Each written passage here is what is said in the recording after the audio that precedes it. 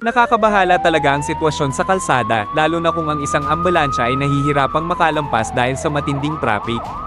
Kung minsan, hindi natin napagtutuunan ng sapat na pansin ang kahalagahan ng pagbibigay daan sa mga katulad nito.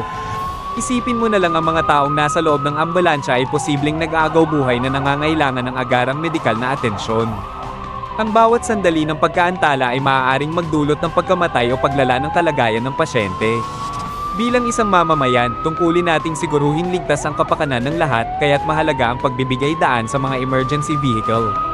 Hindi lamang ito tungkulin ng mga bantay kalsada at awtoridad, kundi ng bawat isa sa atin.